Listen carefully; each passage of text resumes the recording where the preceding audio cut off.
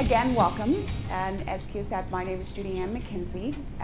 Just to tell you a little bit about who I am, I've worked in human resources for over 20 years in a variety of different organizations, and I headed up HR for a bank right here in Washington, D.C. with about 175 employees, so similar to Capital Bank. And you're going to learn a lot today in regards to performance management. The organization is making an investment in you by having this program. It's not kind of like a one-time deal. They're hoping to really have employees experience professional development and training and to get a better understanding of where the bank is going in order for the bank to be successful. So what are we going to cover today? In a minute, we're going to do introductions, but we're going to talk a bit about what are the objectives when you look at performance management from the perspective of goal setting, and how does that translate to individual goals when you're evaluating someone's performance. We're going to talk about what performance management is and what it isn't. We're also going to talk a lot about setting goals in a smart way. We're going to take, hopefully, might be a 10-minute break, but depending on the time, it might be just a 5-minute break. And then we're going to get into giving and receiving feedback. A lot of you, I'm sure, have gotten feedback over the course of your career. Sometimes it's great, sometimes it's not so great. So what to expect from your managers in terms of how they give and receive feedback. So today, employees are going through training. Just to let you know, your managers also went through training in terms of understanding the changes with performance management, and going through the same sequence of information that I'm going to share with you today. We're going to get into the Capital Bank and the new performance management program that's being rolled out in September, and how that's going to impact you. And then we're going to hopefully go through some reinforcement strategies, summarize things, and close out. So as part of the introduction, I introduced a little bit about who I am. Would like to go around the room, and if you would state your name and what department you're in and what you hope to learn today in terms of coming to performance management program. So here's what we're going to actually learn today. So we're going to identify the link between Capital Bank's strategic objectives and performance management. So how does the bank strategy get translated to individual goals for the employees? We're going to understand what performance management is and what it is not. We're going to enhance your ability to track your own performance so that when you're evaluated, you can have that conversation with your manager, and it's an easy conversation because you know what you've accomplished all year, as well as techniques to be able to set objectives and how to receive feedback without being defensive, without getting upset. We're also going to learn the employee and manager's role in terms of performance management. So that's kind of what we're going to learn today. Any questions so far? Okay. Who here has experienced an evaluation? Not everybody raised their hand. Okay. It doesn't have to be a Capital Bank. In the course of your life, who here has experienced an evaluation? All right. Now almost everybody raised their hand. Who here has had a conversation with their manager about their roles? Okay, great. So with that in mind, we're going to break you up into groups, and you're going to talk about what worked for you in terms of those conversations and what did not work for you in terms of having an evaluation. So I'm going to count off because some people are sitting next to their friends. You're going to be 1, 2, 3, and you're 4. 1, 2, 3, 4. 1, 2, 3, 4. 1, 2, 3, 4. 1, 2, 3, 4. All of the 1s are going to be here. All of the 2s are going to be here. The 3s are going to be in the back, and the 4s are going to be here. So you're going to have 5 minutes.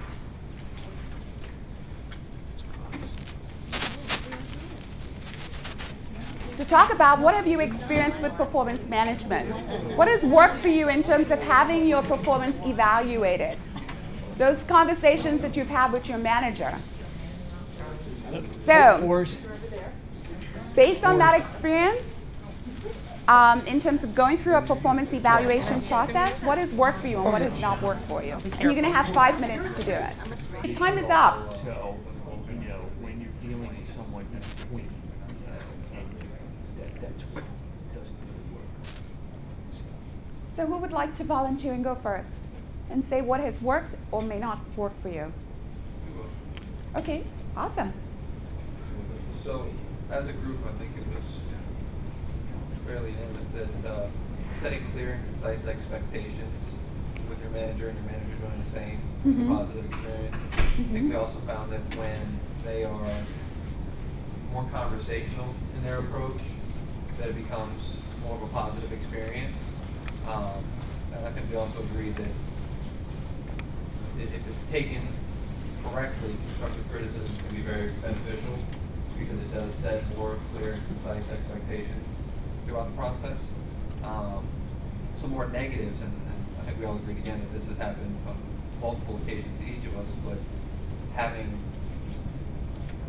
formal reviews scheduled, not followed through upon, is a very, very negative experience. And then goals not being clearly explained and expectations not set on how to achieve them. We all agree with also occurred often and is very negative. Okay. Good, thank you.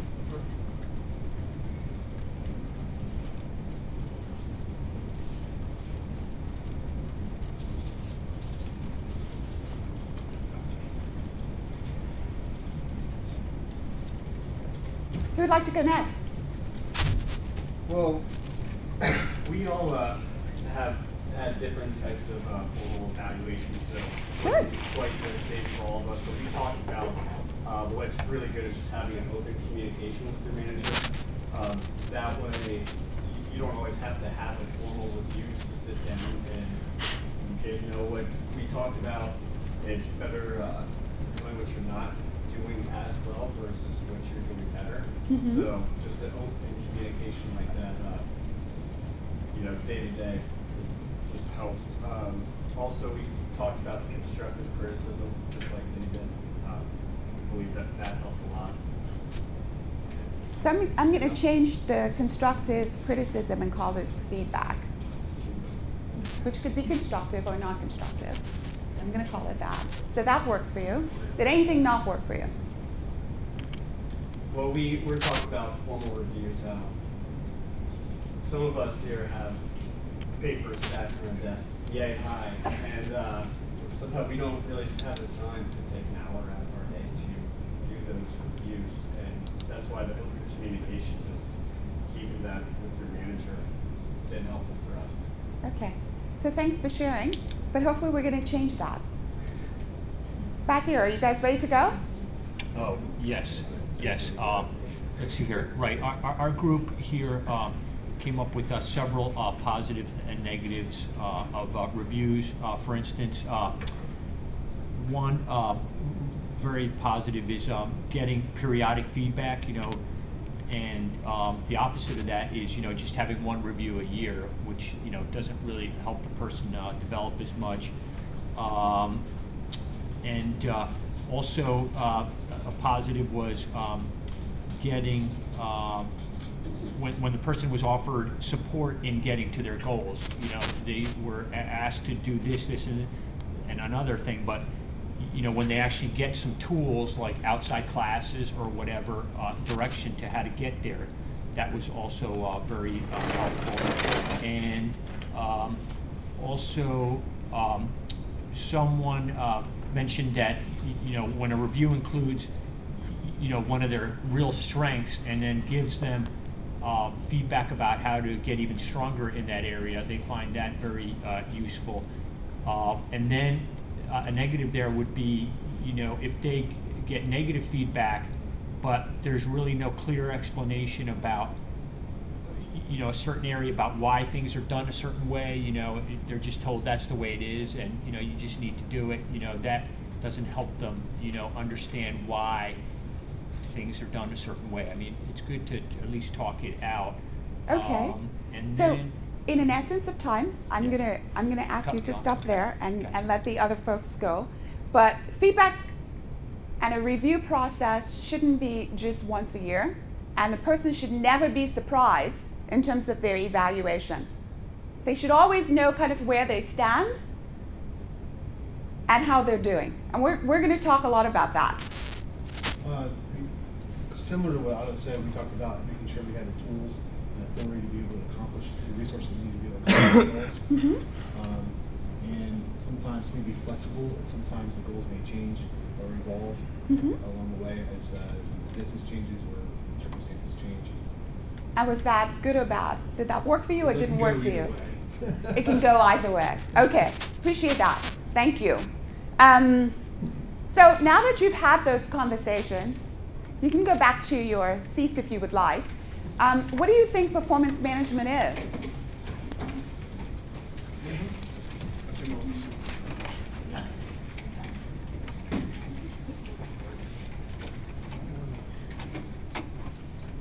Anyone?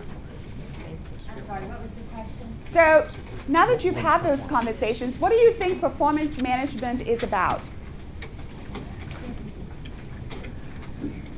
Ongoing, not once a year. It's a daily process. Right. So it's giving ongoing feedback. Someone said that. What else do you think performance management is?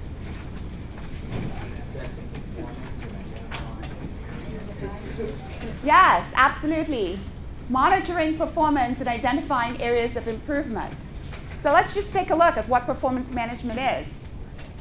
So it's a process of documenting and monitoring an individual's job performance. So your manager is supposed to be observing and monitoring how you're performing and letting you know if you're doing well or if you're not doing so well. It's a strategy for improving an employee's performance and productivity by the manager being able to give you feedback or constructive criticism, if you guys have called it. You know if you're doing well, and you know what you need to do to improve, hopefully. And it's a way of removing subjectivity out of the evaluation to prevent litigation. Why do you want to do that?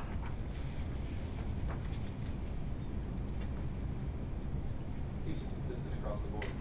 Absolutely. It's got to be objective, measurable criteria, consistency, so it's setting a standard across the board.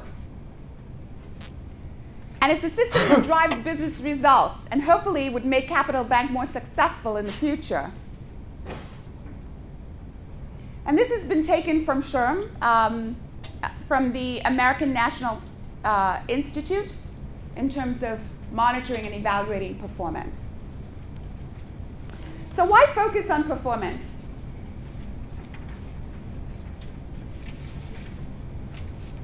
So that you can achieve the mission of the bank. Absolutely. You want to focus on performance to ensure Capital Bank meets its mission, vision, and objectives, return on its investment. You want to make sure that employees and managers are held accountable for achieving targeted goals. You want to foster pay for performance and excellence within the organization. And there's got to be more communication between employees and managers. That's the only way it's going to work. And you want to be able to know, if I'm not performing, what's my opportunity to improve? So it should be to help you do what? Move up within the organization, grow within the organization. So now we're going to talk a little bit more about objective setting and how do we set objectives in a smart way. So aligning objectives to performance management, it's very much like a funnel. At the top, your leadership and the board sets a mission and a vision for the organization and determine a strategy in terms of how to achieve that particular vision or objectives. And then your managers at a department level are thinking about how we're going to implement this, right? And at your level or staff level or at an employee level, you're actually doing the implementation. And it's a top-down, bottom-up approach. And who could tell me why? Because management has responsibilities to us, we have responsibilities. Absolutely. So as you achieve the objectives for the organization or not achieve the objectives for the organization, management assesses where we are as an organization. Are we on target, not on target? Are we going to make that goal? Because they have to answer to whom? Stockholders. Absolutely. And therefore, they make some adjustments based on how you're doing. So it shows how the objectives are developed at each level and how there is an opportunity to make adjustments one way or the next in order to be able to achieve or overachieve the goal. Any questions about that? So let's look at how we can take this now and break it down into achieving objectives on an individual level.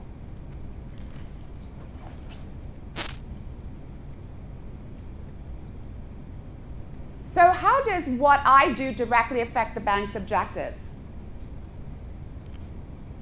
What does that translate into? So it's individual and departmental goals. And what needs to get done, or the work that needs to get done, becomes the roles and responsibility. What is everybody given when they start with the organization?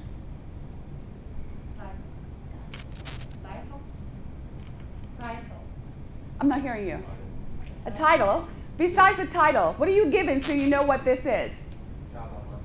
Right, a job description, which tells you what your role is going to be within that particular department or that particular group or team. And that tells you what work I need to get done. And then how well should it get done? What do you think that means? So not just goals. Results, absolutely. What's the expected results and how am I going to measure it? Right? And it's a shared responsibility. So it's not just one directional. It's not just your manager telling you what to do. You also have a responsibility to understand what's my job, how well am I supposed to be performing it, and how am I going to be measured? And we want to be able to create what? A standard or a baseline of measurement. So you know if you're going to be successful or not successful. So from an individual perspective, there's an established service delivery from a department level. What do you think is the next standard level? Per person. Yes, absolutely. So individual objectives are prioritized and they are set. And then there's a standard set or a baseline set in terms of how you are going to achieve it or accomplish it. And it has to be a standard that's set that most people can accomplish it.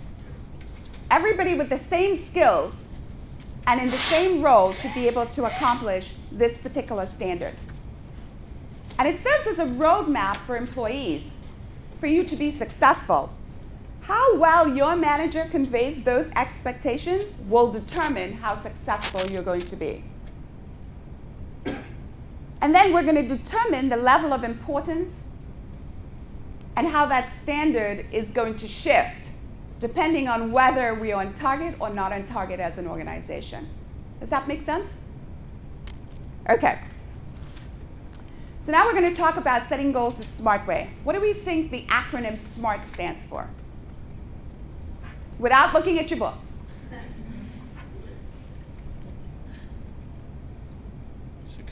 Success for S. Success for S? Not quite. Who can help him out? When your manager shares a goal with you, what do they need to tell you? Details. The detail, absolutely. So it's got to be what? Specific. So in setting goals the SMART way, we want to set them specific. We want to be specific. It has to have really good detail so you can understand what it is that you're going to be doing. What's the work that needs to get done? What do we think the M stands for? Yes. How we're going to measure those specific goals that they're giving you. What do we think the A stands for? Achievable. Right. How's it going to be attained? And The R stands for results, and the T stands for timely. So who can give me a goal, thinking about the goals that you have to achieve for this year? Who can share a goal in a specific way? Great. I have to do $5 million net increase in loans. Excellent. $5 million net increase from what? From 12/31 of 12. Okay. Excellent. So that's very specific.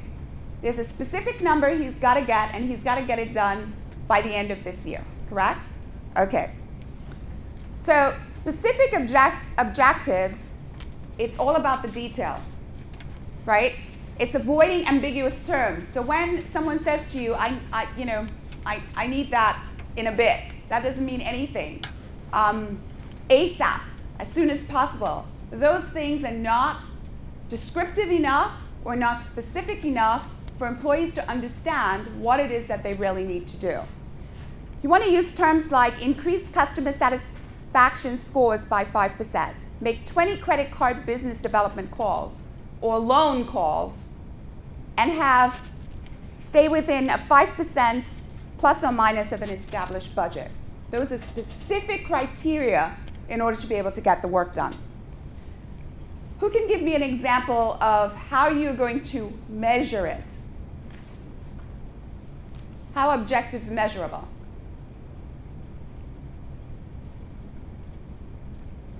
Keeping a log of the work completed.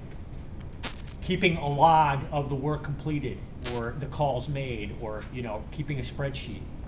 Excellent. Yes, that's how we're going to measure it. We're going to set quantifiable expectations, but it also has to be qualitative. So if Mark makes his loan goal, but he does it in a fraudulent way, has Mark really made his loan goal? Or if Yvonne, who might be in customer support, brings in a lot of customer business, but doesn't share the fine print of the information with the customer, have they really achieved the goal? So it's not only the measurement of the quantity, $13 million, 20 calls, it's also the quality. Are employees actually following the organization values? Right? So that's also a measurement. And where you can't look at the actual results, so if it's not 20 loan calls, a person might be in IT, and they might be setting up a system or putting together a computer. The manager may not be able to follow them around to see if it's done. So then you want to look at how the activity is performed. And you can measure that how? Through what? You might be able to do a customer survey to know if the technology was set up appropriately and if the customer was satisfied. So there are other ways of measuring. All right, so we talked about the M. We know that A is achievable and realistic. Who can give me a goal stated in a more achievable and realistic way?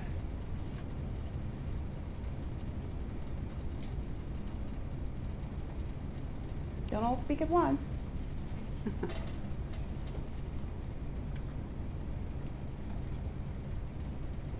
Susan. What's performance management? What is performance management? I'm beginning, the suspense is building too much, I can't stand So performance management we talked about is a system of monitoring and documenting an individual's performance in order to achieve goals. It is looking at the organization in terms of achieving the objectives. The organization being successful by monitoring the performance from the top all the way down to the bottom. Could you be a little more concise? I'm sorry, I lost you in the middle there. So from an organization perspective, we talked about the organization established goals and objectives. So for the bank, it might be a $50 billion goal, right, to achieve. And everyone has a role in achieving that $50 billion goal. So performance management is now as you as an individual, you have a role, you have a job descriptions and responsibilities. How I look at your performance over a period of time, and I document that performance to make sure that you're achieving that goal, which translate to a department goal, which translate to an organization goal, is performance management. Does that make sense? So, I have a more, what is the word? Analogies and examples are not always that good. Sometimes I just need okay, so a more general concept. okay, so what's your job? I'm a credit analyst in credit. Okay, so you're a credit analyst, and you're supposed to be looking at Well, credit. I just said analogies and examples. That was exactly what I didn't ask you for. You gave me that before. What is the concept? So that is the concept. It is monitoring someone's performance. It is measuring the person's performance. It is looking at how well the person achieved the goal. And so how let's is that take. different from performance evaluation? So it's different in the sense that evaluation is only the end result of the conversation and the meeting of saying whether you met it or you didn't achieve the goal. The system of the documentation starts the day that the goals are set, and we're going to get into talking about that communication so that you know where you are and how you're doing and how that impacts the overall department or organization. We're going to get into that in a little bit. So, but let's just use the example of a credit analyst. So what do you do in terms of a day-to-day goal that you have to achieve from a credit perspective? The goal that I have to achieve from a credit perspective? Yeah, so you're a credit analyst. So you analyze credit. You're actually rating the credit to say whether the person's credit is good or not good, correct? In order to be able to take a loan. Not so? Okay. So I'm sure there is a goal, a number that is set in terms of either what that rating needs to be, how do you go about analyzing the information, getting all the information together. There might even be a time-sensitive timeline for you to be able to achieve it or get it done. I'm sorry, what's your name again? I'm very sorry. You're not. Judy Ann? So my, Judy Ann. Judy Ann? Yes, Judy Ann. So in terms of an analyst and doing that, how would I go about achieving a credit rating that's a goal that's more realistic? So you might have, so for example, there might be 100 loans applications coming in. Is it going to be realistic or achievable for you to get through 100 loan applications and determine what the credit rating is going to be in 1 hour? Is that going to be realistic? Are you asking me? Yes. I'm sorry. 100 credit ratings in an hour? Yes. Is that going to be possible to But do? actually, I was asking you the question, and I never got the answer. We're going to move past that. She will get to that, and you will understand it more once she continues. So we're with her supposed to just come out of it understanding it from all the examples. Okay. So that's not realistic, right? So in order for us to be able to achieve the goal, we have to set reasonable expectations. It has to be attainable. It can't be something that, so for example, business development loans, there might be a $30 million loan goal, but it's over the course of a year. If I came to William and said, you need to achieve $30 million loans, and I'm telling him in November, and he was supposed to get it done all year, that's not going to be attainable. So it's got to be reasonable. And everybody, most people need to be able to attain it. So as it says, practical in terms of allowing most employees to achieve the objective.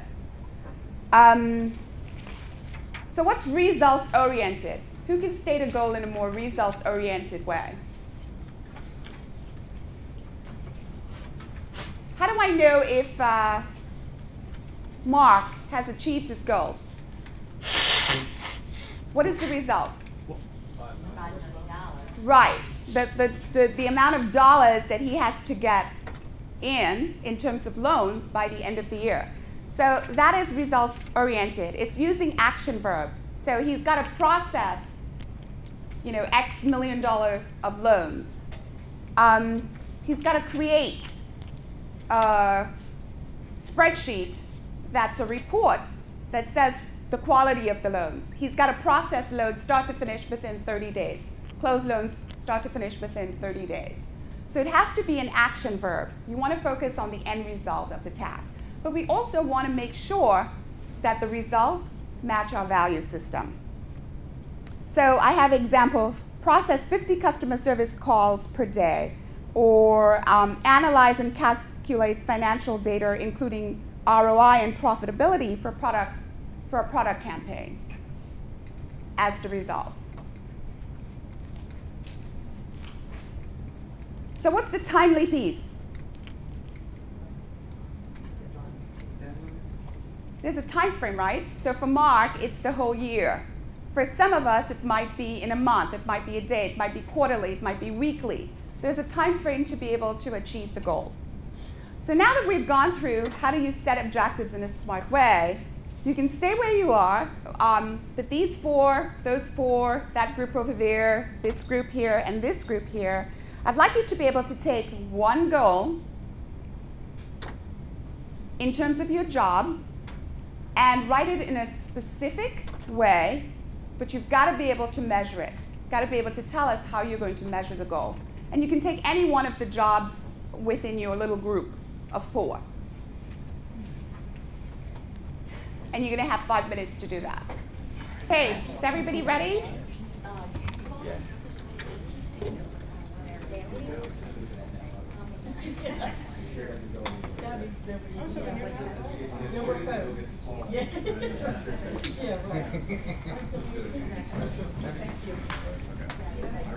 Who would like to volunteer and go first and share a specific goal and how they're going to measure it? Okay, Mark. Well, as I alluded to before, the lenders are given a chart, spreadsheet each month that shows what your yearly goal is, and it shows how you've done each month. And it measures you on loan production, fee income, and some other criteria, which, for instance, are you have to stay below a certain percentage of past dues, financial statement exceptions, and documentation exceptions. So you have to meet those criteria each month. And so it shows you month by month how you've done. And then look at the last column and you see what you still have to do to meet your yearly goal. And those are quite specific. We're given these charts each month. As I mentioned in my group, I keep my own little spreadsheet to make sure, because what I do is I make sure that the information I'm getting from loan operations is correct. In case they may have missed a fee that I earned or a loan amount that I feel was different or something like that. And so those are very specific things that you can measure. Those are objective goals that we lenders actually have. Okay, great. Thanks for sharing. So there's a annual goal, and there are ways to be able to measure whether they're on track or not. Who would like to go next? Yes, William. We used Art as an example, and Art do very similar things. So to kind of feed off of what Mark said specifically, he has a $5 million annual goal, and utilizing all of the technology and spreadsheets, as well as pipeline reports, closed business, and closing ratios, they're able to measure their success or any shortfalls and compensate in a timely manner based on. So now I'm going to ask you a question. So in terms of the goal, it's a $15 million loan goal. Is it booked or is it closed loans? What's booked and closed? Booked and closed It's the same thing. So are you talking about booked and funded? No, so booked meaning that it's there, it's in process to go through, but it hasn't been actually closed. They haven't signed off. It's closed. So that's not how you see it. We call booked and closed the same. So you guys call booked and closed It the doesn't same matter thing? what's in your pipeline. Okay. It's not until you get to the finish line that matters. Right. Right. That's what you're measured on. Okay. All right, so what's actually closed? Okay, good. No, that is specific. Thank you. Who else would like to go next? Rob? So the goal is to increase volume of work by eliminating documenting target filters. And the result is that we measure it by response rate and make certain percentage response rate per hour. Okay. All right. Yes, that's specific enough. There's a percent of response rate that you're looking at to increase it by, and then you're going to be measuring, what is it? What specifically are you going to measure? What about the response rate you're going to measure? Well, it's a target to realtors, so if they call in or email or respond at all, that's the response. Okay. Result of that. So you're going to run a report to see what the response rate is?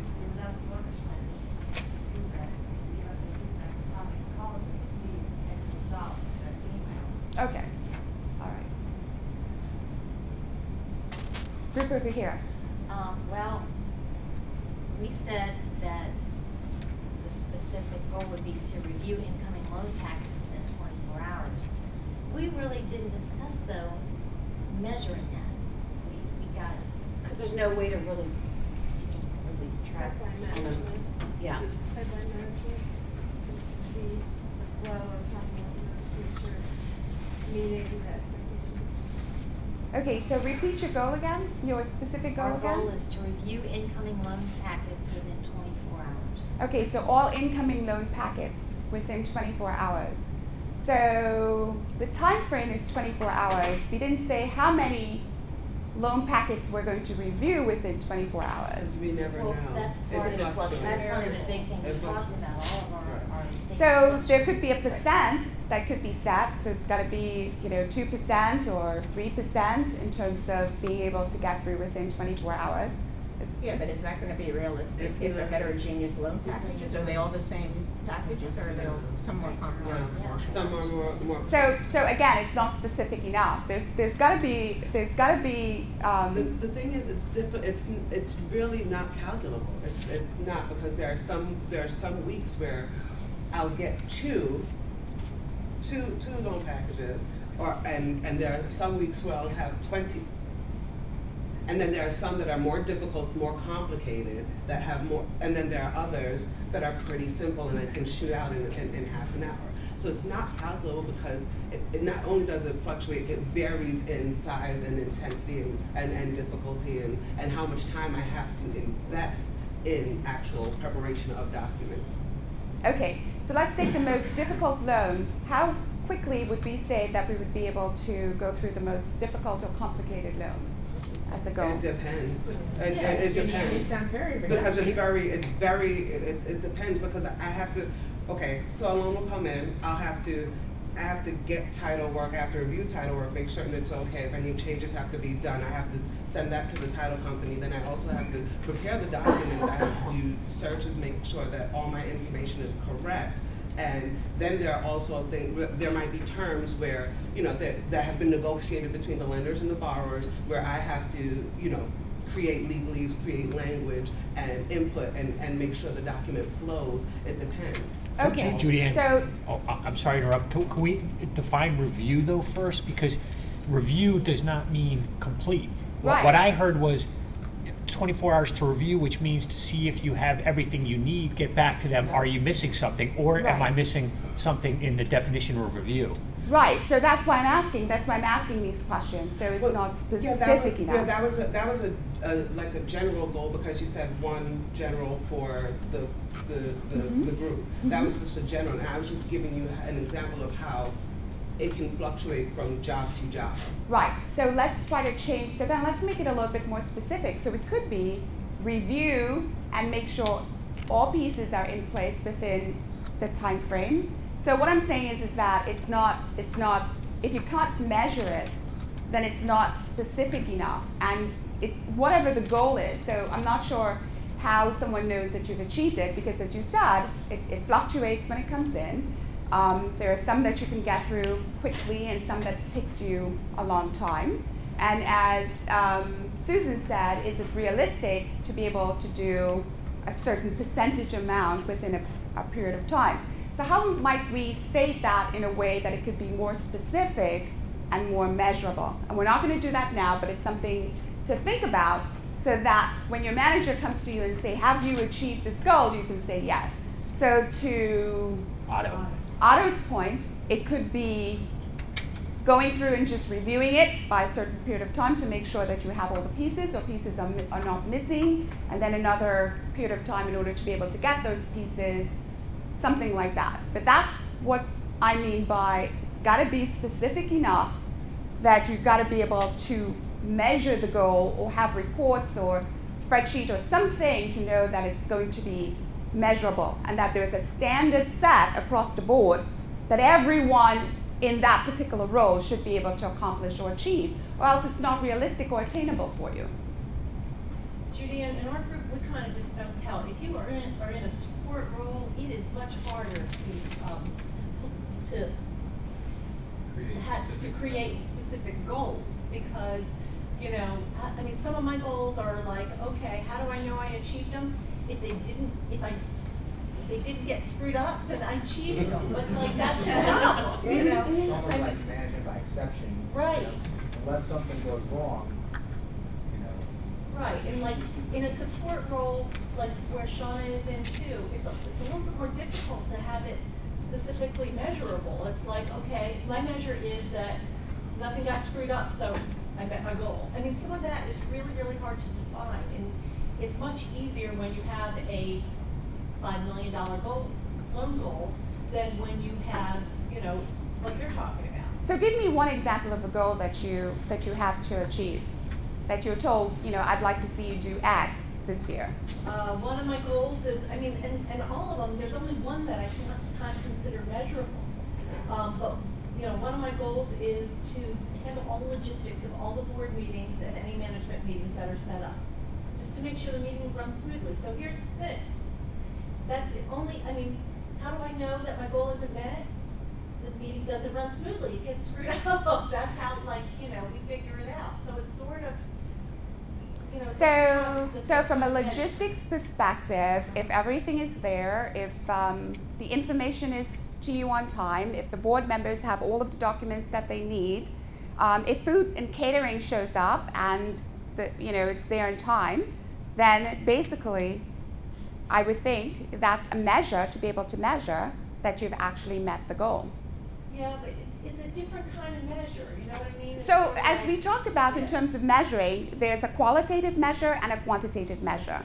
So a quantity is like the loan guys. Quality would be, was the food delivered on time? Absolutely. Did the board packets go out on a timely basis and did everybody get what they need? And was the quality of the information that they received what it is that they needed so that the meeting could start and end on time is basically the quality. So in her role, it might be just reviewing the packets coming in and making sure each document is there, creating a checklist of which ones are missing and that's out, and communicating that, and the quality of getting that information in, so when the loan goes to close, every single document that should be there, and the credit piece is there, and everything is there so that the loan is successful.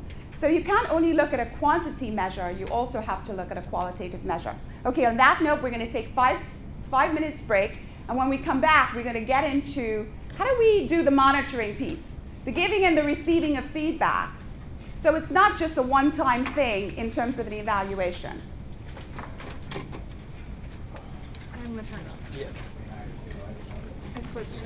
Where employees who have employees that are engaged are 50% more likely to achieve a higher level of customer retention and 44% more likely to achieve above average profitability. And that's why it's important to focus on performance management. You want the organization as a whole to be successful, and the only way you can do that is that ongoing communication that everybody talked about that they want, so that you know how you're doing. So what do you think employees want to know? Right, yes, employees want to know how they're doing. What else? What they can improve on? Yes, what they can improve on. How do they fit into the organization? What is my role? So I know we shared an example where things are inconsistent in terms of where they're coming in, but we can measure the quality if we can't measure the quantity. So I hope you guys got that. And I'm sure you want to know how do what I do in terms of reviewing this, going through this whole loan document process, fits into the overall scheme of things or strategy within the organization. They want to know, is what am I doing on target? So Dorothy mentioned, I know that the board meetings are successful if things aren't screwed up. That's how I know that I've actually achieved the goal. So am I being successful of what it is that I'm doing? Because you could be doing it, doesn't mean to say, and you could be hitting the goal, but it doesn't mean to say that you're doing it based on the values of the organization. So other things, can the task be done more effectively? So is there a better way of doing it? Can we improve it? Am I overstepping my boundaries? So if I go up to my manager and I come up with a great way of doing something, am I overstepping? If I go around him, am I overstepping? So all of those things employees want to know. And as she said, what's needed to improve? So what is feedback?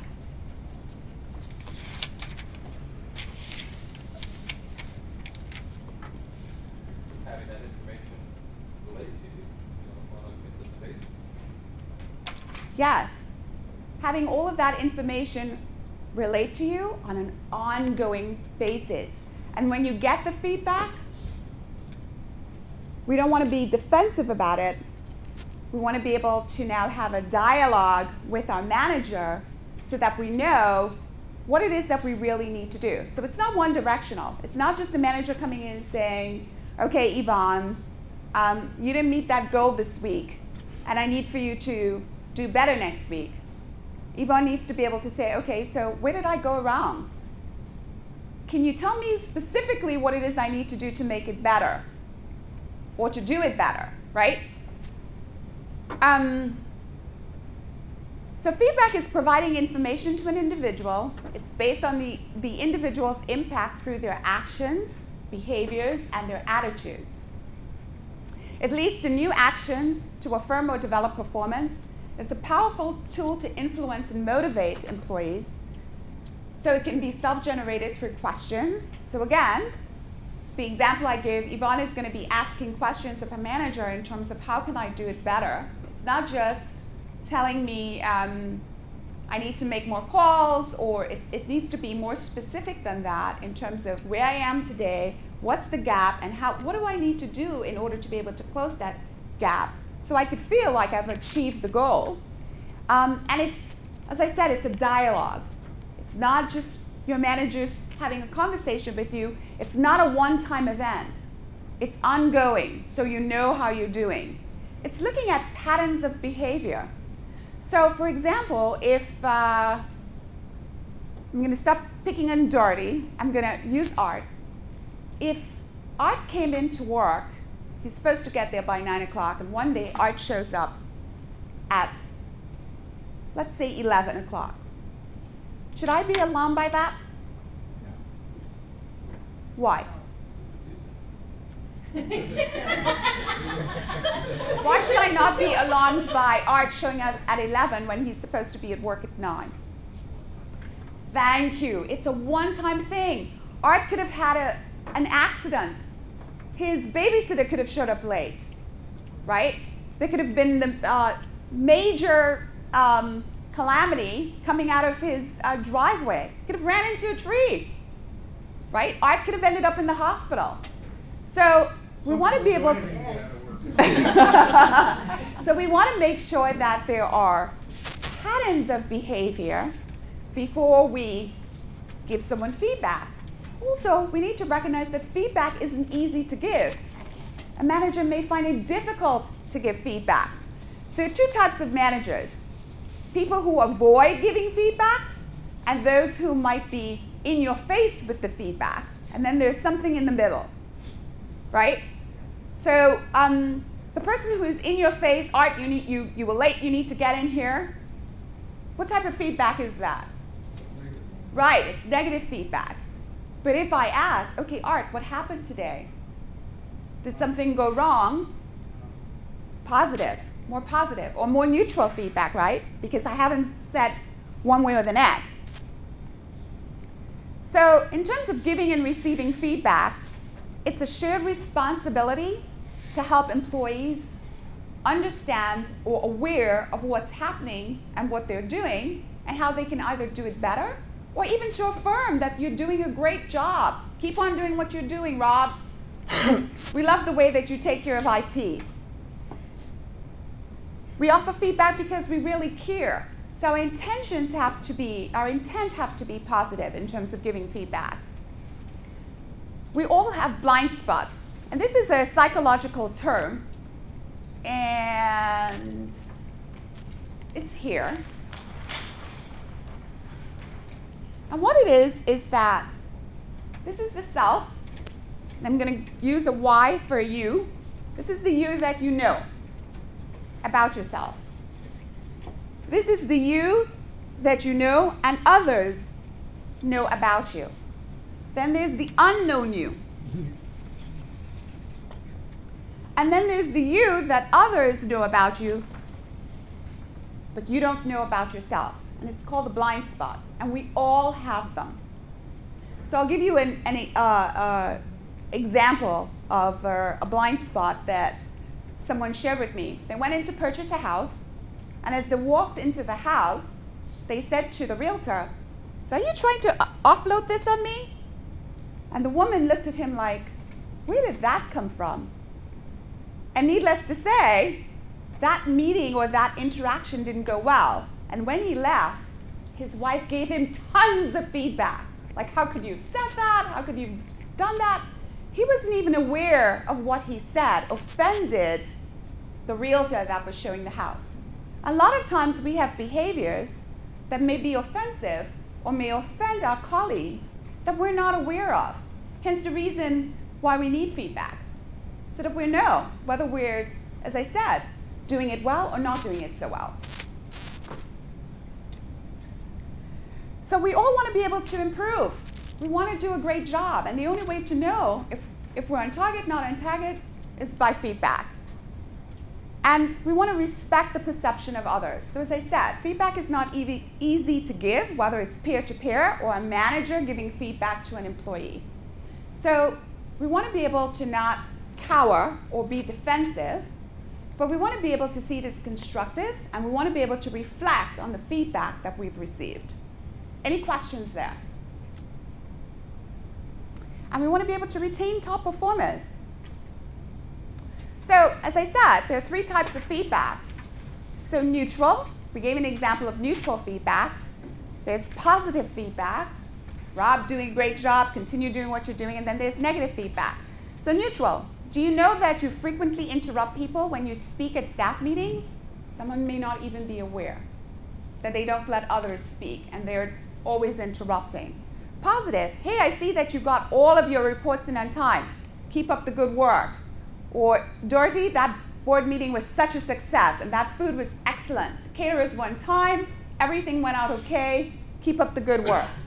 But negative feedback, you better get rid of your obnoxious attitude and stop treating people like idiots. No.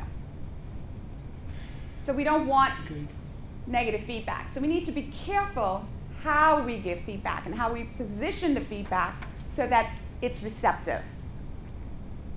So to change negative feedback to neutral feedback, you sort of pose it in maybe the form of a question? So you may want to pose it a question, but you want to take the judgmental out of the feedback, using words like obnoxious, no. Treating people like idiots, no. So it's not even a matter of framing it as so much. You can frame it as a question, but in terms of giving feedback, what might be a better way of saying that?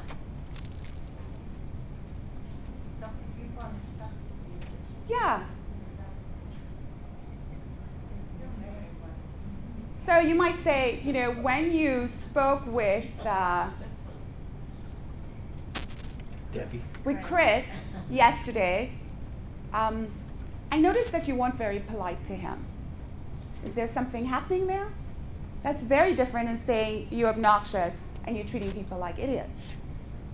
And it is asking a question. And why you want it to be positive? Because you want A result. right, and you want Chris to do what? Right, listen, and also do what? Respond and reflect and change, absolutely. And if you did the negative, do you think Chris is going to pay attention to you? Is he going to be receptive? No, absolutely. He's probably going to be very resentful. And how many times have we walked into a situation with our bosses and you're expecting to have one discussion and you get some negative feedback? How have that made you feel? Right, like this small, right? So we want to be careful how we present the feedback. One of the first things we want to do is ask, may I give you feedback? And then it's got to be non-judgmental. So we're not going to do this exercise. We're going to skip it because of time. I want to make sure that you guys get out in time.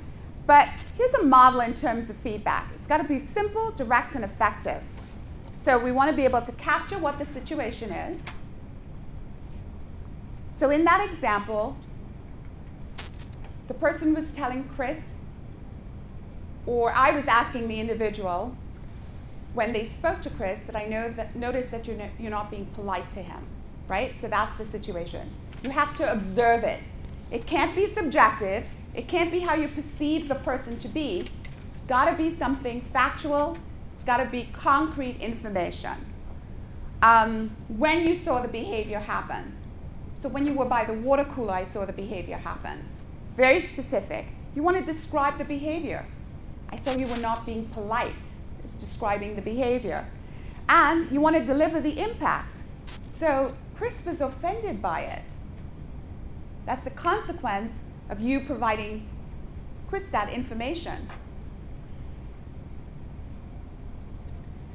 So as I said, feedback shouldn't be judgmental.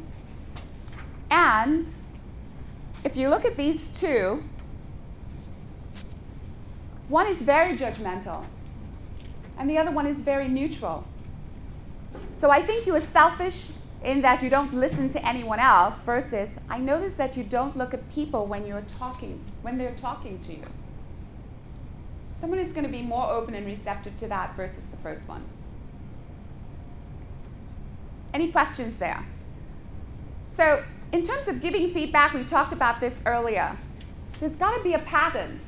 Hence the reason why if Art comes in at 11 o'clock one day, I'm not going to tell Art anything. I might ask him, so what happened to you, out of concern, but I'm not going to say, you're not on track.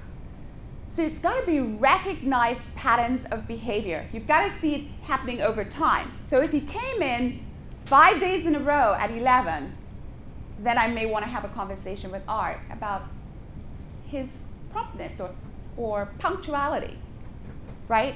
It's got to be delivered timely.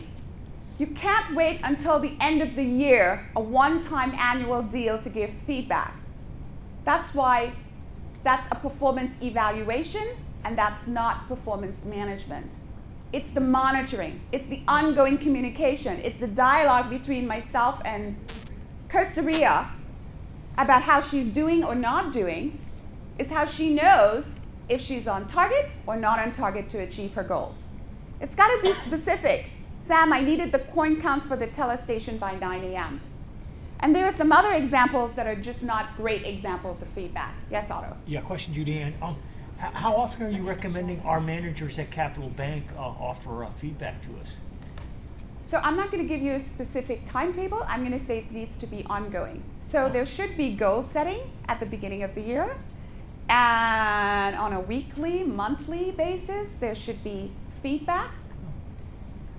Whether it's good feedback, Chris, you're doing a great job. William, you're on target. Wonderful for the month for loans. I can't see the back there.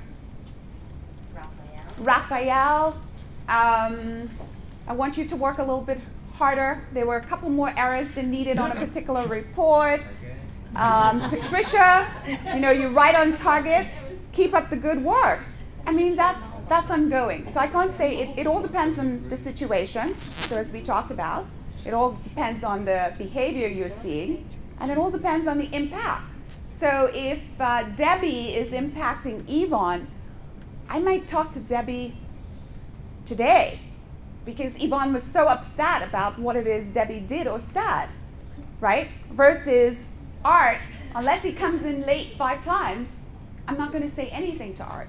So it's ongoing. So it should be at least on a monthly basis, you should be having a conversation with your manager. And if they're not giving you feedback, what should you be doing? Absolutely, asking for the feedback. How am I doing? Am I on target? Is this a stretch goal? Do you need to see anything differently from me? You need to be asking those kinds of questions. Does that make sense? Okay. So, the essentials of effective feedback. You want to convey positive intent. You want to describe what you observed. You want to state the impact or actions on either the individual or the particular situation. Because it may not be a person. It might be about a report, that you're always late with a report, or you don't do the report correctly, or it might be an error rate that you need to decrease. You want to focus the discussion on solutions. So how can we solve this problem together? What are you willing to commit to, and how can I help you reach that targeted goal? And ask the individual to respond. So it's not just I give Dorothy the feedback and she walks away. It's, so Dorothy, what did you think about that? Did you notice that? How do you feel about that?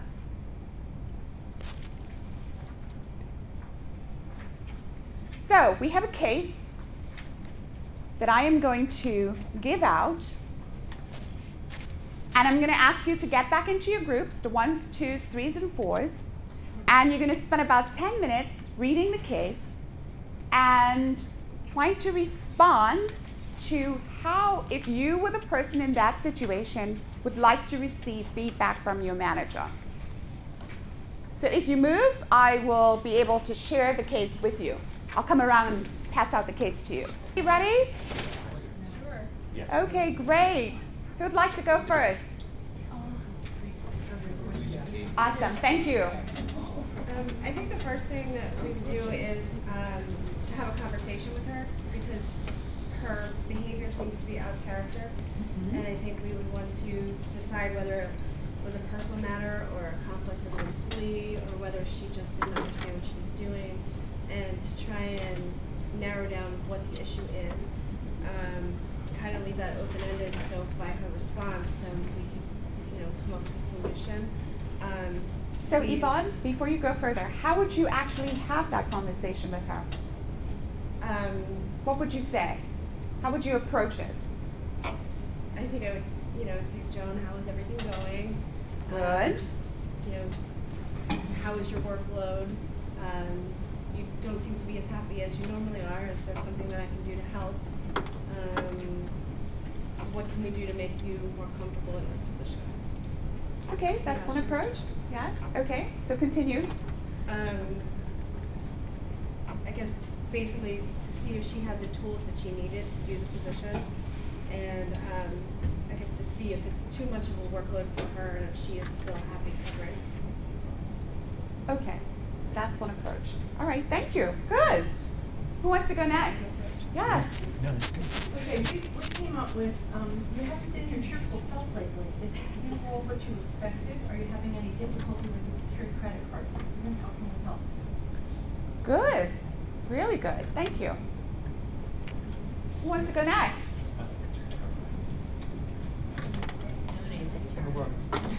Okay, so then I'm going to pick Team 1 over here. Who's your spokesperson for Team 1? Oh my, okay. But I agree very much with Ron and Dorothy, and I think that the approach outside of directly is certainly identifying the positives and thanking her for stepping up into a role of responsibility that wasn't out of necessity. But at the same time, setting the expectation that she was up for a lead rep position. As a lead rep, there's additional responsibility and making sure that she wants that position now that she's seen what it entails. I also thought that offering additional training, because obviously there was an issue there, offering additional training in a proactive, positive way on the credit card might alleviate some of her stress and help her ease into the position. Awesome. Now tell me how you would approach it with her. What exactly would you say? You know, I would say, Joan, we certainly appreciate what you've done. You've been very successful at the company. I know that the responsibilities that we've created for you were unexpected, and we're thankful for you stepping into that role. We've noticed that there have been challenges. Are there things that we can do to assist in making it easier for you as this new position presents itself? We want to make sure that as a candidate for the position, you're comfortable in all of the aspects and roles and responsibilities, and let her voice to you some of the potential there. Excellent, thank you. Really good responses. So last but not least. Okay, I'll go. Yeah, very much, you know, a lot of what we talked about has already been said, but obviously you want to let this person know that she's a valued employee, you know, that her work and her dedication to the company is much appreciated. Also, let's note that this was just a cover for some folks that were going to be out on training, so this is not a temporary position for her. And basically just talking to her and empathizing with her and trying to get an understanding of what's causing, you know, her behavior or her work to not be, you know, as proficient as she normally is. Okay, so how would you start that conversation with her? What would you actually say to Joan? Hey, Joan, you know, you're a valued employee. We really appreciate you. You stepping into this role and helping it out where shorthanded is very much appreciated and recognized by everyone in the organization. We're interested to know how you feel about this position and what you think that maybe we could have done better to transition you into this temporary role, and how we could maybe set some standards to fill these type of needs in the future, and kind of bring her into as a consultative role to help management deal with this in the future, as opposed to just talking about what her personal issues. She's going to talk about it.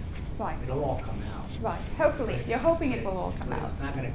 You address it as something that's personal. In other words, it has to do specific with her. She may not share as much as you take her out of that and have her talk about how she views the organization dealing with this or the issues that she might see. So kind of not keeping it personal and just getting her to open up. Okay, thank you. Good. So really good. Yes. Some of the suggestions you've made are excellent in terms of the approaches that we would take with Joan. So Joan is up for this promotion, and the manager is testing her out in the role and monitoring her behavior in terms of how she does. And some things, Joan is the most senior person. She's been in all of the different positions. So what's interesting is that Joan can't perform a particular job that Joan should know how to do. So all the feedback in the world in that situation won't help Joan. So feedback is a good thing, but it's also the manager's responsibility to know when to coach and when to train you if you don't know how to perform a particular task. Because Joan may not have been in that role for a while, she may have forgotten how to do that specific job, and she may need some additional training. So just want you to keep that in mind. Sometimes it's a coaching, sometimes it's feedback, but sometimes it's a matter of training. Okay, thank you, good. So receiving feedback. In order to receive the feedback, you need to listen. Don't reject it. Don't do this, don't be defensive. Seek clarification. You want to ask questions, make sure you understand. In the case of Joan, if I were her, I would ask, okay, so what would you like to see? What it is that I didn't do? How can I improve? You want to share your own view of the feedback that you're getting. And you want to be able to respond with an action plan for improvement. And you want to reflect on it. So it's not a matter of immediate action. You might need like a day or two for it to sink in, for you to understand where the gaps are and how can I improve that situation. Any questions? So now that we've talked a lot about goal setting and we've talked about feedback, does anybody have any questions surrounding feedback and receiving feedback? Okay. So now we're going to get into Capital Bank's performance evaluation process. So there are some changes coming. And the change basically is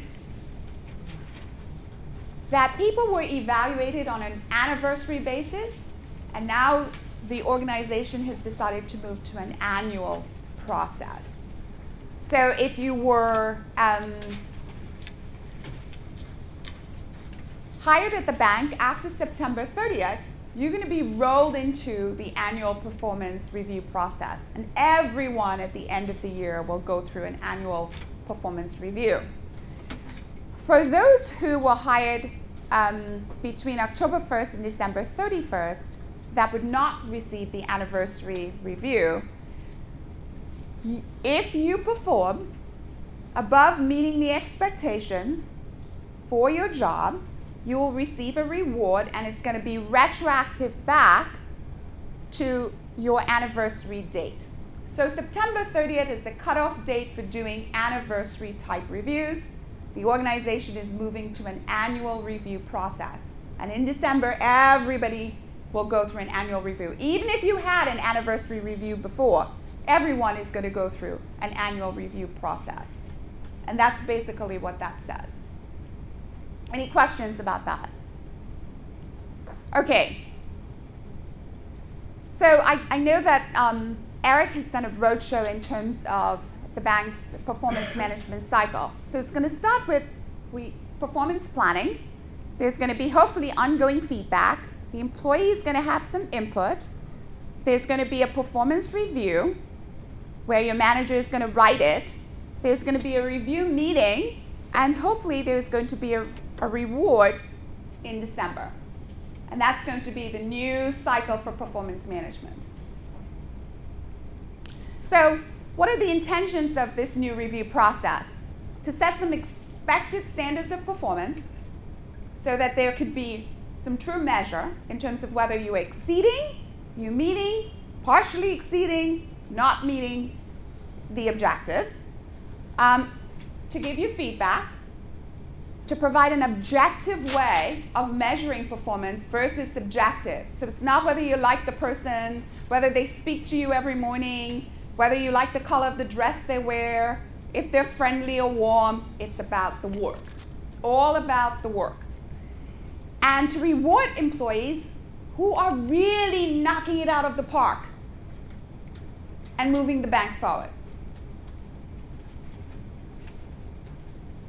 So your job, in terms of a mid-year review, is to perform, is to track your performance, because managers aren't clairvoyant and they don't always have good memories, right? So Cecilia may have done a great job in the first quarter, but we come to the end of the year and manager William may not remember that. So if Cecilia is tracking her performance, she's going to be able to say, at the end of the first quarter, I had a $5 million goal for the year, but I made $3 million in the first quarter. I really knock it out of the park. You want to ask for feedback if you're not getting feedback. You want to receive the feedback. And you want to create an action plan to improve if there are opportunities for improvement. That's your role. So these are some steps in terms of an action plan. We're not going to go through the action plan, but you have it. And it's basically a two-way conversation with you and your manager in terms of agreeing to where you are in terms of meeting the target, what you need to do to be able to get on track, because employees kind of fall into 3 zones: red, yellow, and green. The green zone means, like a traffic light, things are great, Continue doing what you're doing, William. If you're in the yellow zone, it means you're not on target. It's a cautionary conversation that your manager should be having with you and providing you with the tools to help you get back on target. And if you're in the red zone, that means it's a 30-60-day performance improvement plan. And if you don't improve, you exit the organization. So we're going to be getting, no, it's not a slide on here. I'm just kind of telling you where employees tend to fit within an organization. So you want to be able to sit with your manager and determine the quantity or quality of the work and what you need to do in terms of improving, so at the end of the year, it should not be a surprise to you. You should know what your evaluation is going to be. How well you've done or how well you have not done. So this is the new evaluation rating scale. And exceeds expectation basically means that for all the objectives that you have, whether it can be quantified or qualitatively measured, you are exceeding expectations. You are knocking it out of the park. You are not just meeting the standards, you're way above what the standards are, right? And maybe for the following year, your manager may raise the bar a little bit to give you a little bit of a stretch goal because it was so easy for you to achieve it. And not only are you achieving it and knocking it out of the park, but you're doing it in a way that it represents the values of the organization. So you're being respectful to your colleagues, you're partnering, you're being a team player, all of those wonderful things that organizations want employees to exhibit in terms of behavior. Partially exceeds, let's just say you have 10 objectives to get. You might be exceeding 6, you might be on target for 2, and you might be just between the on target and above target for maybe 2 more. So you're partially exceeding the expectations. Meets means that job description that you have, those roles and responsibilities, you're meeting it. You're just meeting it. Partially meets mean if there are 10 objectives, 6 of them you're meeting, and 4 of them you may not be meeting. But you might be a new employee, so that's okay if you're a new employee. But if you've been with the company 10 years and you're only meeting 6 and failing 4, then that's a conversation in terms of how do you improve your performance, putting you on a performance improvement plan if this has been happening year after year. And does not meet expectations. Everybody knows what that is. There are 10 objectives and you're just not meeting it. Any questions there? So from a manager's perspective, their role is to assess your performance, to document and monitor it, provide you with the feedback, give you a rating, conduct the actual meeting, and it could be at the mid-year as well as the end of year, and set new objectives so that you know what the goals are going to be for the next year. So we're going to play a little game. True or false? And let's just see how much you remembered. So the first phase of the performance management process is planning. True or false? Okay, yes, it's true. The annual performance management process involves Capital Bank's mission. Is that true or false? No, it's not true. What does the annual performance management process involve at Capital Bank? We just went through it. Performance goals. Planning, right? It involves planning in terms of goals.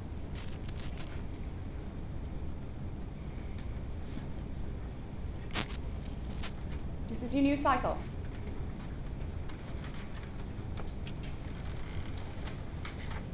So what does the A in SMART goals represent? Does it represent setting a time frame? True or false? False. Right, it's false. Capital Bank is moving to a 5-point rating scale. True or false? True. True, right. The annual performance management process involves assessing, rating, and conducting a meeting. True or false? True. Yes. And the mid-year employee's role starts with observing performance. True or false? False. What does your role start with? We just did it. Planning. No. Feedback. Your role as the employee. What does it start with? Feedback. Setting goals? In terms of a mid-year review, what is your goal? What is your role? You just did it. You're right. Assessing is right, I think. How do I get out of this?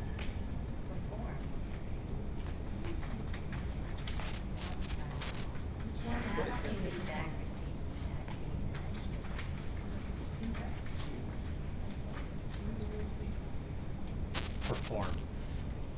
Your role from a mid-year perspective starts with performing, tracking your performance, asking for feedback, receiving feedback, creating an action plan if there's an issue. So that was false. Any questions? So we started off the day talking about setting goals and objectives and trying to understand what is performance management. We looked at the employee's role in terms of setting objectives the smart way. We talked a lot about giving and receiving feedback. We even went through an exercise to demonstrate how you would give feedback if you were a manager to an employee. We talked about creating action plans, talked about assessing how your performance is going to be assessed moving forward, and evaluating via the new rating scale. Any questions? Okay, well, thank you. You've been a great group, and that's it. Lunch is being served on the side. There's an evaluation at the back that I would like you to complete, and you can leave it on the table.